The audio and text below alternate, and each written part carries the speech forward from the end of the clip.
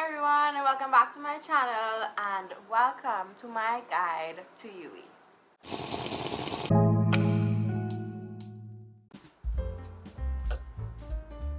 It is, what's the time? 12:56 a.m. and I got ready just to do this video. I was like, if I don't record this video now, I'll have to do it tomorrow and then I'll delay posting.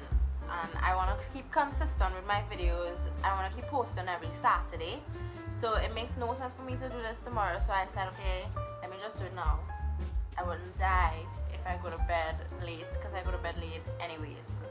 And tonight we have my boyfriend who is keeping me company. Can you even see him? This is Daniel. Let's get started on this guide to survive in UE.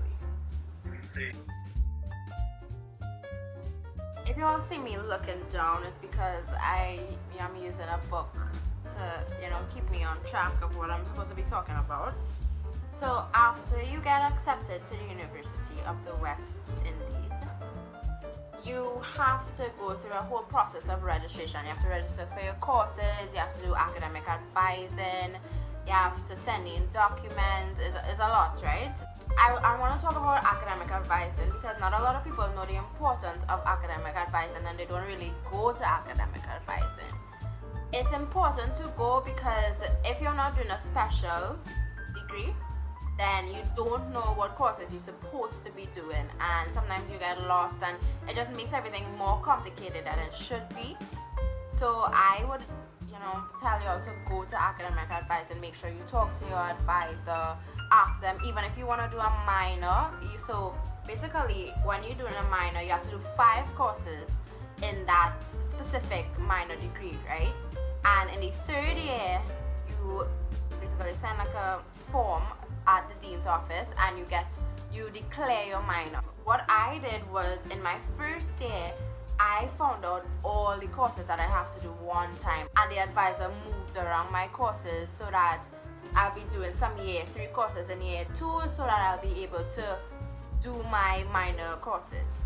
And that's smart because then I don't have to go to academic advising in year 2 and year 3. I could just ask them to remove the hold. And next important thing is exemptions. This is all part of academic advising. They'll give you a form that shows you what courses you are exempted from. Now there are certain courses that say you are exempted from, like Caribbean civilization, but you are not exempted from it because you are not given the credits for that course. So it makes absolutely no sense to sign up for an exemption for that course when you still have to do it because you would not get the credits for that and you would not be able to graduate. You need to find out what courses are worth credits with exemptions and what courses are not worth credits with exemptions, because that's very important. And it's very simple to apply for exemptions. You just go into the admin office and there's a form that says exemptions, and you just fill it out, sign up for it, and give it into admin. Now I would advise you to check like 2 weeks after or a week after to make sure that those exemptions went in or those exemptions were approved, because admin really does not tell you anything unless you ask them. With COVID-19, all forms are online, so you can find the forms online on UE site, or you can email admin. I'll put the email in my bio, so just it makes it easier. You can email admin for the forms and they'll give you the forms, and you just send it via email back to them. After you do your academic advising, you have to submit and pay your fees, right? And you have to submit all your documents to admin. Right now, because of COVID, they're doing it online, but if it was like a normal situation, you have to go into admin. So your fee sheet, your receipt, and if you are gate approved, if you are signing up for gate, you take your gate form and you drop all that in. That is the only way that you'll be financially cleared and you won't have any holes on your account, as in any financial holes on your account. Next up is course registration. In my opinion, course registration is difficult if you don't know what you're doing. So after you register and after you get accepted to UE and whatever, they give you a sign-in for my UE EDU. After you sign in, you see my secure area. So you go into that, you click student records. When you go into student records, you see registration map and guide. Click that, registration map and guide. When you go into that, you will see class search at the bottom.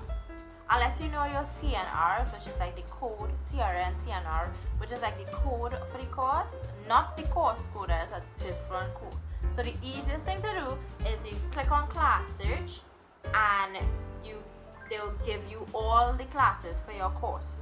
So you just look for the course code and you see all the courses that are available for year 1 or semester 1 for you, and you register for them by just clicking on it. You tick the box, it's SO1. I don't know why you always choose SO1, but I was advised to always choose SO1. So you choose SO1 and then you click register. The only problem with this is sometimes you have to apply for override. When you need to apply for override, it's just because the course could not be available to you, or there are like prerequisites for that course, like probably a math exam or an English exam or something like that. You just request an override. You'll see it at the bottom.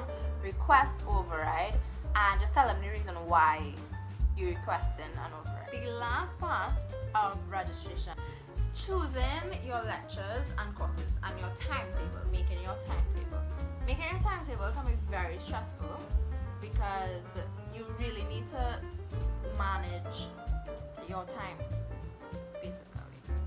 You need to know when you're gonna have, you need to make breaks, make sure you have breaks in your timetable. How you get your timetable is again, my UB-EDU. You go on at the corner, when you sign in, you see timetable and you just search for your courses, right? And it'll bring up like a little page with all the classes that are available and all the days and all the times that are available. And you just have to choose which one suits you best in coordination with the rest of your courses. When I do mine, I open all the tabs, all the course tabs, so that I could just check all and see which days I want to put classes on. In your first year, you're supposed to do one lecture and one tutorial. Unless you are like a med student or like a science student, you have labs. So you have like a tutorial, a lecture, and a lab. Try to get your lectures first, then your tutorials. Don't do your tutorial before your lecture. Like put your tutorial, if your tutorial is on a Monday, don't put your tutorial on a Monday and your lecture on a Tuesday, because you're going to learn what you did in the lecture, just in a practical sense. So it makes more sense to just do your lecture first and then do your tutorial. Also, it makes sense to put them on the same day. If you can, if that's like a possibility, do your lecture right before your tutorial and just walk to your tutorial, go to your tutorial. When you register again, after you get your UE, EDU, whatever, they'll tell you to make a My E-Learning account. My E-Learning is the site where they put all your courses on it and you get all your course material. The most important thing of My E-Learning is that you get to select your tutorials and your lecture time. After you make your timetable, then they open the portal for you to choose what times and what days your lectures and tutorials are. This is so important. I can't stress this enough. If they say they open in the portal at 9 a.m., be on that site at 8:30 and keep refreshing it until they open that portal. Because people just grab up the grade classes and you will end up with a Saturday tutorial, and that is just not it. This brings us to the next segment, courses. There's a way to beat the system. You didn't hear this from me, but you can go to any tutorial you want and ask the tutorial teacher to let you register for that tutorial, and they will put your name on the roll and you will be registered for that tutorial. You can do that. Go to any tutorial you want, sign the roll, and your attendance will be taken. Depends on if the tutorial teacher is nice. Sometimes they'll tell you, oh, you can't come to my tutorial, just go to somebody else. And ask them again, and have real nice tutorial teachers. Attendance is important because there's a rule that you can't miss more than 25% of your classes because they will not let you do exams. And that happens. I've seen people going into the exam room and they get turned back because their attendance is not at 75%. So I suggest you go to your tutorials for sure, for sure, for sure. Or at least make some friends. If you have a friend in the class, let them sign for you. Nobody gonna dead if they just sign for you and you just don't go to tutorial. Or if you're busy that day or something happened or you get up too late or you miss a class, just let them sign for you. Lecture hours. You can find out what days and what time your lecturer has those hours, and you can go and ask them for help. They will help you. I know people that went to their lectures and they help them. If you ask them questions, if you don't understand something in class, ask them. Nobody's gonna make fun of you for asking your lecturer what is going on. UE is hard. University is hard. Science courses have help desk. My boyfriend Daniel is doing NBI and sustainable development, so he has help desk classes, so you can find out what times the help desk is on and you could go and ask for help.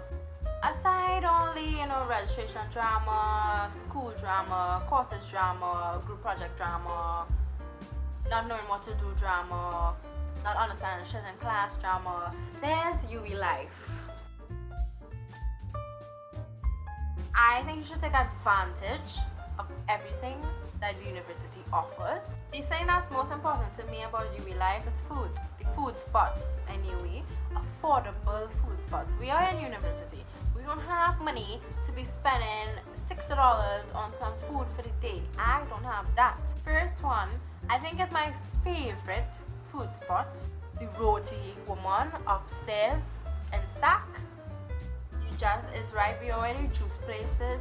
Just Juice. There's Just Juice on the stairs right there. When you go up the stairs, there's a roti place, and they sell veggie roti because sometimes I feel to eat a veggie roti. That's $25, and that roti, when I split it in half, I eat half of that now, and I eat half of that later, and I am full for the day just on that one veggie roti because it's so much they put into it. I am full, and it's only $25, so I spent $25 for the whole day on food. The next place is downstairs in Sac. In the little food court they have an Arabian place, and they sell real good potato, real good chicken nuggets, and it's not just regular chicken nuggets. I don't know what it's put in our chicken nuggets, but it was chicken nuggets. It says real good, and it's not expensive. I think I paid $20 for a small box, and I was full for lunch. The next place is behind. When you come out of Sac, behind there's a barbecue place, right? They have real good barbecue. Their lamb is super yummy. Very affordable. You get basically pack up that box for you, so it's a good place to get food if you're just feeling for something fried, something greasy, something to just eat. If you are a vegan, there's Veg Out, or vegetarian, there's Veg Out. I have given Veg Out all my money because I buy iced coffee in Veg Out probably every day. They also have this real cool stamp thing where you could stamp your card and you get a free iced coffee at your 11th coffee. I think I followed that card within 2 weeks. Everything veggie and vegan, you can get it at Veg Out. You can also study at Veg Out. It's a great place to study, but you have to go real early to get a seat to study because they don't have much seats and people go there all the time to sit down and study. Mario's, even though Mario's is not good for pizza, they have this special on a Tuesday where you get 2 burger specials for $45. And I used to kill off that burger special for $45. A great, if you're looking for something a little more bougie, there's Buy Me Bistro and Dine and Dash. Dine and Dash is on the main road of UE, between the main road and the bus street of the main entrance to campus. There's Dine and Dash. They have pasta. The owner of Dine and Dash is very, very nice. Story time. We went to Dine and Dash. It was my boyfriend Daniel, my friend Jada, her boyfriend, and my friend David. We went to Dine and Dash, and we were basically trying to figure out what we're gonna buy with the 4 or 5 of us, to cut costs because we have no money. And the guy came out, he saw that we were adding up on our calculator what we're gonna buy, how much it's gonna cost, and he gave us free wings, and he added chicken to our pasta for no cost. And that's just amazing because he understood how much of a struggle it is to be a university student because we barely have any money. Buy Me Bistro is good, but it's expensive. Where Sauce Doubles is, it's all along that stretch. Um, they have good options. It's just expensive, and I wouldn't go there regularly. Even though I used to go there a lot, but I wouldn't make it like a everyday meal. Rituals is rituals. There's Linda's. Kill off Linda's. Kill off a Linda's. After I buy iced coffee from Fresh Out, I will go straight to Linda's and buy a sausage roll. There's also Terry's if you're looking for other barbecue, but that's outside of school on the like south side of UE. There's Terry's and the Gate Boys. Their barbecue is not expensive, it's affordable, and they pack up a box of food. But my ultimate favorite, food place is Manoff. Because when you're studying in the night and it's like 11 o'clock in the night, 12 o'clock along exam time, he is open. He's the only place that is open. He has ramen, fried chicken, fries, hot dogs, grilled snacks, muffins and things. One set of drinks, great. Love it. Love him. He's perfect. UE also has hall life. There are 4 halls: Sal Hall, Trinity, Freedom, and Canada Hall. Canada Hall is a mixed hall. It used to be only boys when I was mixed. Trinity's are all female hall. Freedom is mixed, and Sal is mixed. Hall life is important if you are from another country. If you're from the other Caribbean countries, or even an international country, or if you from South and you can't travel to school all the time, you could stay on hall. And they also have like little sororities and frats that you can join. It's like a little community in your hall. They help you with studying, they help you get books. There's a little printing station. I know Canada because Daniel stays in Canada. There's like a little study place, a little study room, whatever. You can go study. Once you're part of, the frat, the hermits, you get like some perks, some old books. It's cool. It's like a little family on hall. There's also the gym, and UE offers a lot of sports that you can be on the UE team. I know there's a hockey team, a cricket team, a football team, stuff like that. All the same basketball team, But you can use the court and thing once in spec. There's the gym. I know the gym is like $100 a semester or something like that. It's a lot cheaper than a regular gym because a normal gym is like $300 to $250 a month, and this gym is just $100 a semester. So I would recommend going to that gym. I didn't go to the gym because I don't go to the gym because I don't work out because I'm lazy. But you should go to the gym. Take advantage of clubs, UE clubs. There's the environmental club. There's the spoken word club. Some other kind of club. I don't know. Clubs open you to a lot of opportunities. It also takes away, from just going to school. You have something else to look forward to on a Thursday. I know the Envi Club goes on a lot of field trips and they do a lot of beach cleanups, and that's fun to do. So you should take advantage of clubs. You should also take advantage of guild discounts. The guild is our student representatives. They give a lot of discounts for parties and for carnival bands. I know they had discounts, student discounts for Tribe and Humor. UE has a lot of events, especially during orientation. Well, on normal, not just not now for COVID, but on a normal sense, they have a lot of events. Like they have Pump Your Flag, they have UE Freshers Fete. Urban Grounds has a lot of things that, and UE promotes it. Go. Especially if you're from here, if you're from Trinidad, small the whole Trinidad party circle is.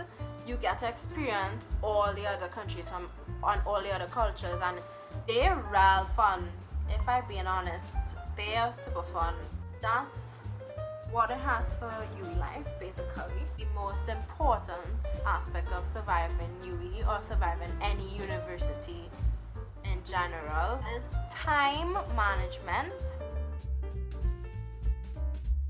You need to be able to manage going to school and also your life. If you are working part-time, see if you could do some work while in work. If you have nothing to do some schoolwork, try to figure it out. Make sure, take note, read those lectures like every day. If you didn't go to the lecture, at least read the slides on My Learning like every day. Just make sure and have it in your head what you did. Go to your tutorials. It's important to go to your tutorials because you get a real hands-on like with those tutorials. You need to make a plan of what you're gonna do, especially for exams. Sometimes they give you the topics you have to learn, and you could pick and choose what topics you want to learn, because sometimes it's just 2 questions you have to do and they give you 5 topics and you could just learn 2 topics. UE lets you stay in the library overnight. Make sure you study at least a week before the exam, because I used to study, but I personally cannot study a week before the exam. I could only study a few days, like 2 days before the exam. But this is a but. Give yourself time to breathe. If there's a party you want to go to, university should not rob you of normal things.